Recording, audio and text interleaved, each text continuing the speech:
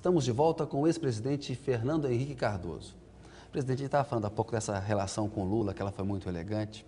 Naquela época. Naquela época. Aí quando eu fiz a entrevista com ele, eu mencionei um artigo que o senhor tinha escrito dizendo que essa mistura de sindicalismo com grandes empresas podia resultar numa experiência autoritária. Ele ficou contrariado e falou, o Fernando Henrique tem inveja de mim. Porque os números de popularidade dele, né, são melhores do que o do senhor. O senhor terminou o governo, se não me engano, com 26% de ótimo bom no Datafolha. O Lula hoje tem uma taxa de 73%. Né? O senhor tem inveja do presidente Lula? Mas não por isso. Né? Eu também, nos meus bons momentos, tive 65%. As pessoas esquecem, né? Isso depende das circunstâncias, da pessoa da pessoa. Não, eu não tenho inveja, coisa nenhuma. Eu sempre achei que o Lula era uma pessoa excepcional.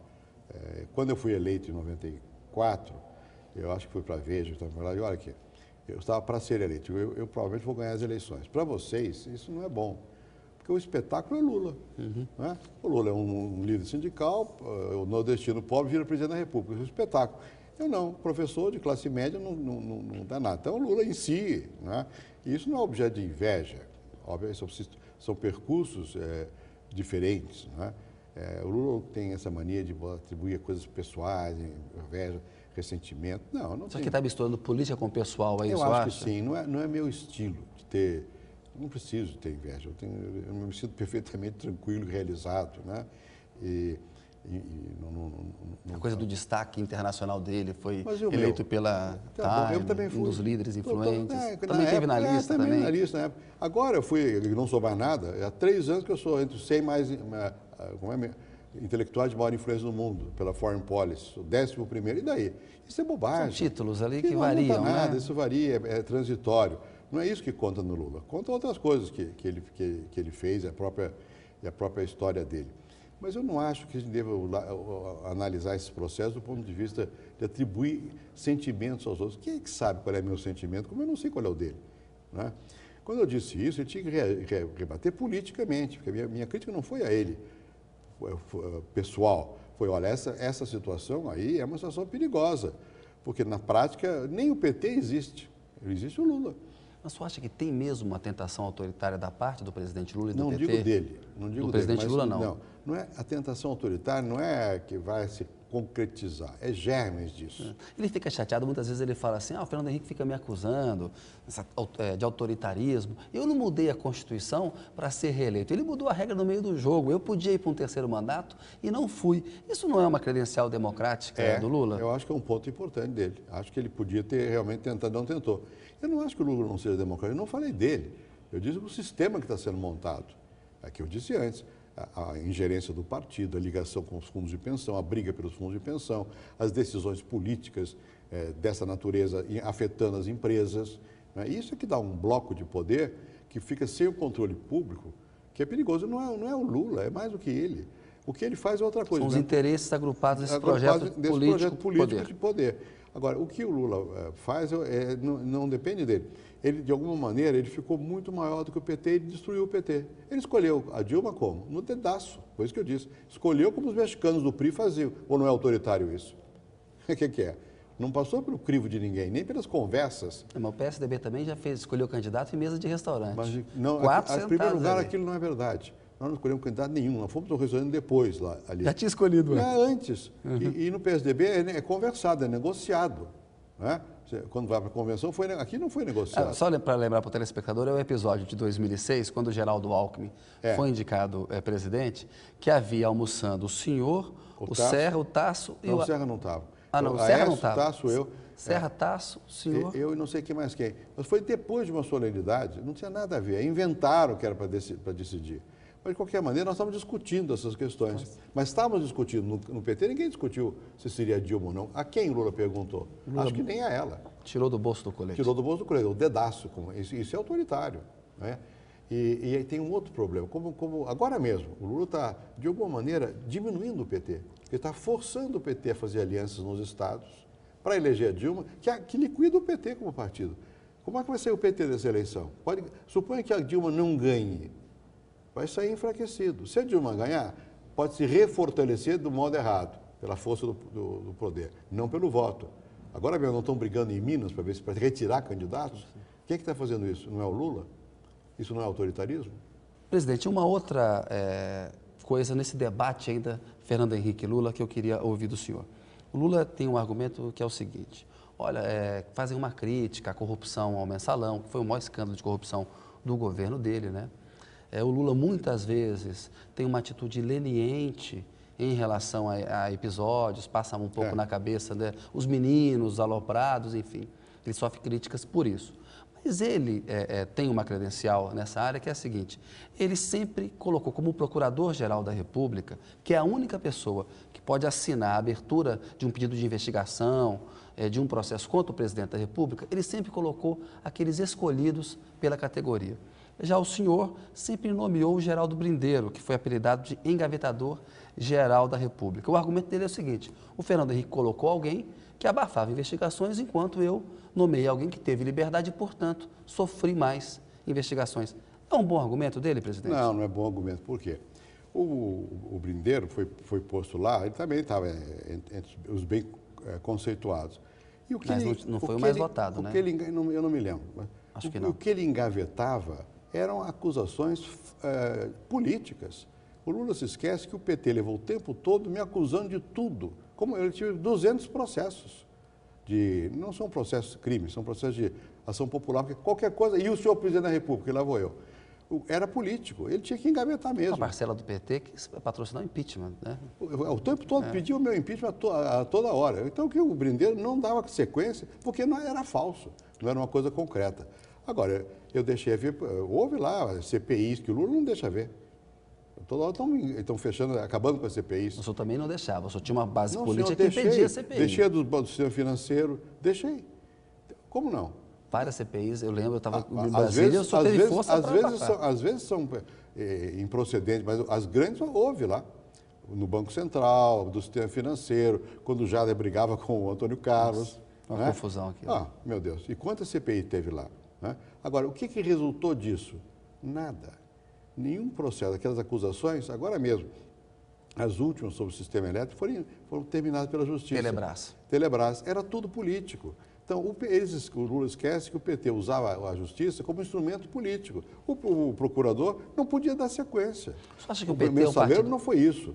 Houve mesmo fato, né? Está sendo apurado. Você acha que o PT é um partido mais corrupto do que os outros na média? É difícil dizer isso, não posso dizer isso. O que eu acho é que o PT tinha uma expectativa da população de que fosse modificar no sentido positivo e deixou que houvesse uma coisa gravíssima, que são os mensaleiros, que é de natureza diferente, que é compra de voto de parlamentar para apoiar o governo.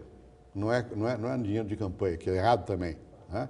Esse é um dado grave, né? E com dinheiro público. Porque nós já falamos disso na outra entrevista, mas houve aquele episódio de compra de votos da emenda da reeleição também. Não houve compra de voto nenhuma. Ou melhor, ou se houve alguma compra de voto, não foi do governo federal. Se houve, e nunca foi analisado, não houve nada. Isso é outra infâmia. Quer dizer, eles esquecem que a reeleição não era do presidente, era de todos. E que, eventualmente, alguns governadores podiam ter comprado, e os que eram contra também, mas não eu. Não o governo federal, nem meu partido. Nunca houve uma remota materialização disso. Há uma versão de que o Maluf teria comprado apoio contra a emenda. Dizem isso, dizem. Será verdade? É possível. O senhor presidente, o senhor tinha bastante informação. É o que diziam, né? E que teria havido no Acre, o que dizem a mim, o Acre teria havido 3 ou 4 e que teriam sido comprados. Pode ser, mas não por mim, não por mim. Porque é processo que havia na Câmara. E o mensaleiro não é isso, é outra coisa. Na questão do mensalão, o presidente Lula disse, né, ao programa que foi uma tentativa de golpe. Aí o Ciro veio e falou, não, foi sim, porque a oposição, ela quis em determinado momento tirar o Lula. Como é que o senhor responde a essas duas avaliações? Olha, o Lula sabe que eu me opus a pedido de impeachment. Eu me opus. Por quê? E sou criticado por isso. Porque, embora houvesse motivos, muito simples, que não é nem acusação pessoal, o Duda Mendonça declarou ao Brasil, numa comissão de inquérito, que recebeu 10 milhões de dólares, sei lá quando, no exterior para pagar contas de campanha. 10,5, isso. Pronto, isso é pronto. Isso aí já é uma coisa contra a Constituição. Né? E não sou eu quem está dizendo, nem é golpe nenhum, é uma declaração. Por que eu nunca acobertei essas ideias de impeachment? Porque, primeiro, que impeachment é um processo político, não sei se haveria força. Segundo, se ganhasse, se divide o Brasil. E eu não sou favorável a isso.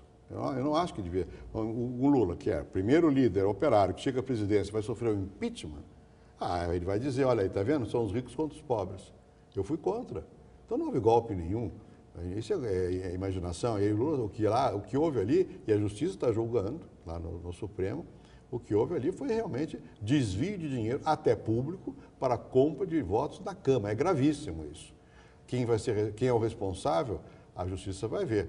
Não vou dizer que é fulano Beltrano, porque a justiça está analisando. Está julgando, até 2 milhões deve julgar. Presidente, o presidente da Venezuela, Hugo Chávez, deu uma entrevista a este programa e lembrou que chamava o senhor de mi maestro e conta um episódio que ele teve uma relação boa com o senhor e que o senhor tentou aproximá-lo do George Bush e chegou a funcionar como intérprete numa conversa entre os dois num encontro internacional. Como é que foi essa história, presidente? Tem várias histórias sobre do Chávez.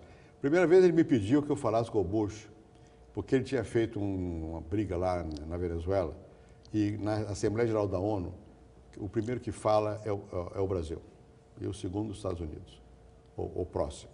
Então eu ia me encontrar com o Bush. Eu, de fato, eu disse ao Bush, olha, você, o presidente, a pedido do Chávez, o presidente da Venezuela não tinha intenção disso, daquilo, eu não sabia do que se tratava, e nem o Bush nem sabia da história. Depois que eu fui ver o que era, ele pegou um discurso do Bush, rasgou, jogou fora e disse, isso aqui é uma, e falou um palavrão. Bom, aí eu falei com o Bush e tal, mas foi uma vez. Segunda vez foi uma coisa até divertida. Outro dia eu vi no jornal, não creio que o Chávez tenha dito isso, que eu, na reunião de Quebec, ele olhou para mim que eu não fiz nada, porque os Estados Unidos estavam impondo a ALCA, não sei o quê. A verdade dos fatos é outra. Acho que foi dessa reunião de Quebec que ele falou, do Canadá. Exatamente. Essa aí.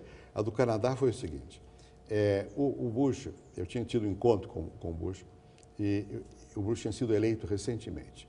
Um mês depois ele ia para o Quebec, no Canadá, para uma reunião sobre a ALCA. Bom, é uma cúpula hemisférica. E ele estava muito aflito por causa do Chávez. Ele me disse, eu não vou admitir que esse homem veio botar o dedo no meu nariz. Eu digo, olha, você desculpa, mas ele não é assim, ele não vai te agredir. E, em todo caso, eu vou conversar com ele. E eu conversei, o Chávez veio aqui, eu contei a história. Digo, olha, Hugo, o homem lá acha que você vai chegar com o dedo na cara. Eu, se fosse você, faria o contrário. Vai ser muito polido porque desorganiza o que ele espera de você. Aí o Chávez, que é muito engraçado, me disse o seguinte, você vai fazer uma combinação. Eu, quando vou às reuniões da OPEP, eu sou amigo do Emir de Catar.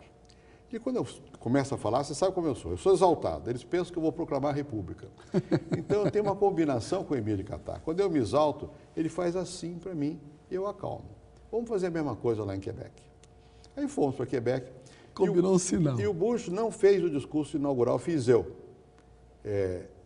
E o discurso foi muito duro, exigindo que a ALCA só se for assim, era praticamente dizer, olha, a ALCA não vai dar, porque precisa isso. Aí o Chávez, que estava atrás, pulou da cadeira dele e fez assim para mim. Então, e depois eu traduzi mesmo umas coisas dele conversando com o Bush num almoço que nós tivemos. Lembra o que foi? Alguma coisa? Não, eram coisas Conversa assim. de almoço ali. Conversa de almoço, que aliás foi um almoço divertido também. É bom que o público veja como é que são essas reuniões também. Porque nós não sabíamos, mas ficou ligado o link, os jornalistas ouviram as conversas e tal. E o Chávez estava muito exaltado, como é o estilo dele. O presidente do Uruguai, que chamava-se Jorge Batlle, que era um homem muito divertido também, culto, disse ao Bush, Bush, o senhor não se preocupe com o que ele está dizendo, porque eu só quero para o Uruguai a mesma coisa que tem a Venezuela. Eles têm, sei lá, 7 mil postos de gasolina nos Estados Unidos e não sei quantas refinarias. Eu quero que você me deixe 7 mil açougues aí para vender carne. Essa conversa do Chávez não é para valer, enfim, foi assim. Foi agradável. Foi agradável. O Chávez está no poder desde 1999. O senhor tinha uma boa relação com ele, como acabou de ilustrar aqui.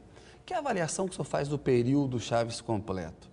Porque setores do seu partido, o PSDB, se manifestaram contrários à entrada da Venezuela no Mercosul. Muitos apontam o Chávez como alguém que trilha o caminho da autocracia, se não um ditador. Qual que é a opinião de Fernando Henrique Cardoso sobre Hugo Chávez? Bom, primeiro, quando ele entrou lá, ele entrou lá porque a democracia venezuelana foi incapaz de resolver os problemas do país e era bastante corrupta. Essa é a causa sociológica dele ter entrado lá. Uma vez lá, ele olhou para o povo, o que é bom. Ele tem popularidade porque ele olhou para o povo. Até aí ele está indo bem. Está indo bem. Mas ele falhou em duas coisas, a meu ver. Uma é usar o dinheiro do petróleo adequadamente para transformar a Venezuela num país que não fosse só dependente do petróleo. Ele não mudou a Venezuela. Ele mudou a política de consumo, mas não a de produção. Segundo, ele tende a se perpetuar no poder. E isso não é democrático.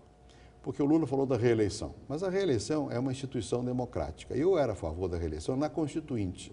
E quando houve a revisão constitucional, diminuíram o mandato de 5 para 4 anos e não deu tempo de votar a reeleição. Então, o que nós fizemos foi corrigir isso, não foi um golpe, claro, uma coisa assim. E que o Lula, aliás, aproveitou depois. E hoje ele é favorável. Né? Presidente, nosso tempo está acabando, mas tem uma pergunta importante que eu quero fazer para o senhor, porque o senhor foi um exilado durante a ditadura militar e o Supremo Tribunal Federal recentemente, por 7/2, entendeu que a lei da anistia não pode punir os torturadores. O que o senhor acha dessa decisão? Eu acho que foi correta a decisão. Eu li, eu vi, por mais que a gente possa simpatizar com as opiniões discordantes, a maioria foi correta. Por quê? Porque houve realmente um entendimento naquela, foi a forma da transição. E principalmente porque agora, não havendo revanche, talvez seja mais fácil de recuperar a história. Não haver revanche, não vai ser punido, mas tem que saber o que fez. Quer dizer, as famílias têm direito de saber o que aconteceu com as pessoas. Os arquivos podem ser mexidos sem a intenção de punir, porque os crimes já estão prescritos. Mesmo que houvesse uma decisão contrária. Mas a Argentina, outros países mas foi reabriram, diferente. Né? Reabriram porque a solução... Na Argentina, a anistia foi para os militares. Aqui não foi para os militares, a anistia foi para os exilados, para os que estavam... E também tem crimes praticados pelo lado que era contrário ao regime militar. Também mas esses foram presos, mortos, torturados. Eu não estou defendendo, eu sei o que é isso, o meu lado é outro. Né? Mas eu acho que seria... Eu não vejo que seja politicamente positivo para o Brasil. Acho que é positivo, sim, passar limpo a história. Mas você voltar com a ideia de voltar a punibilidade, eles vão pedir também a punibilidade dos que mataram e eram guerrilheiros, dos que jogaram bomba e eram também assaltantes do outro lado. Mas muitos desses cumpriram já a pena, né? Cumpriram a cadeia. Alguns cumpriram. Né? Não, eu acho que não vale a pena voltar a cutucar isso aí. Agora, tem que dizer, olha, nunca mais. Nunca mais. Diga de passagem, que essa coisa da tortura nunca mais, você lembra que foi aquele livro e tal? Eu era do SEBRAP e nós ajudamos a Dom Paulo naquela ocasião. Eu sou absolutamente favorável a que se revise, que se veja, que se recompense e tudo mais. Agora, não acho que seja possível, útil. Acho que a maioria teve razão no Supremo. Ficou claro. Presidente, chegamos aqui ao final do programa, tem um pinga-fogo. Pediria que o senhor respondesse em 1 ou 2 palavras. De 0 a 10, que nota dá o governo Lula? 7. De 0 a 10, que nota dá o governo Fernando Henrique Cardoso? Eu não vou julgar a mim mesmo. Essa é a história que julgue. Não quer saber uma nota, não? Qual o maior desafio do planeta, na sua opinião? É a ecologia, preservar a vida humana. O que o senhor gostaria que fosse diferente no Brasil daqui a 10 anos? Fosse um país mais decente e que as pessoas se sentissem com mais possibilidade de futuro para os seus filhos. Uma pessoa fundamental na sua vida? A Ruth. Uma viagem inesquecível? Olha, a viagem inesquecível, sabe onde é que foi? Foi a Antártida. Deve ser belíssima, né? Comida preferida?